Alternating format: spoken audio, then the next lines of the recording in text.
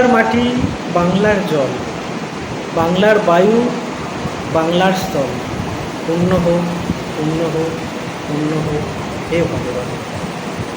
শাশ্বত এই বাণী যিনি রচনা করেছিলেন তিনি আপামর বাঙালি জাতির গর্ব কবি রবীন্দ্রনাথ ঠাকুর।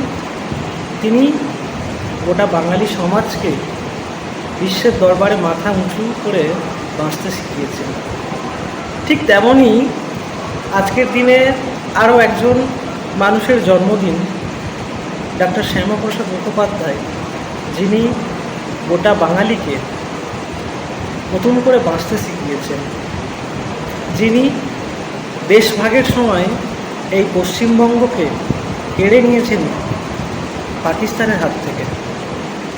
নচেত আজকের দিনে দাঁড়িয়ে আমাদের কোথায় তুলসী পুজো, আজকের কোথায় বাংলা সংস্কৃতি, সমস্তটাই বৃথা হয়ে যেত, নষ্ট হয়ে যেত এবং আমরা অতি ভালো থাকা ছেড়ে অত্যন্ত খারাপভাবে থাকতে পারতাম। যেভাবে স্বাধীনতার পূর্বে শ্যামাপ্রসাদ বাবুর যে অবদান, স্বাধীনতার পূর্ব থেকে শুরু করে স্বাধীনতার পরবর্তী সময়েও, আজকের দিনে দাঁড়িয়ে শ্যামাপ্রসাদ মুখোপাধ্যায় গোটা পশ্চিমবঙ্গকে একটি রূপরেখা প্রদান করেছেন।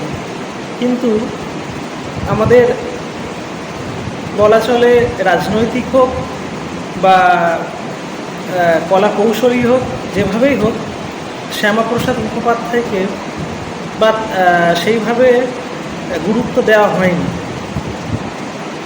যে বামপন্থী ভাইয়েরা আমাদের কথা বলেন, যিনি বলেন শ্যামাপ্রসাদ মুখোপাধ্যায় আসলে স্বৈরাচারী, যিনি বলেন শ্যামাপ্রসাদ মুখোপাধ্যায় আসলে সাম্প্রদায়িক, আমি বলি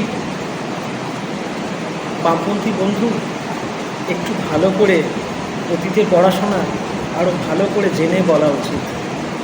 কারণ শ্যামাপ্রসাদ মুখোপাধ্যায় না থাকলে আপনারাও কিন্তু এই দেশে থাকতে পারতেন না, এই ভারতের মতো পবিত্র ভূখণ্ডে আপনারাও থাকতে পারতেন না, আপনাদেরও জায়গা হতো পাকিস্তানে। এই শ্যামাপ্রসাদ মুখোপাধ্যায়ই কিন্তু কাজী নজরুল, যিনি আর এক বাঙালি জাতির গর্ব, কাজী নজরুল ইসলামকে তার চিকিৎসার জন্য অর্থ সরবরাহ করেছিলেন তার মন্ত্রিসভা থেকে। কিছু মানুষ যারা একচেটিয়াভাবে কথা বলেন, যারা শ্যামাপ্রসাদ মুখোপাধ্যায়ের বিরুদ্ধে শব্দ আচরণ করেন, শব্দ প্রয়োগ করেন, আমি বলবো তারা পুরোপুরিভাবে জানুন, তারা পুরোপুরি জেনে কথাগুলো বলুন।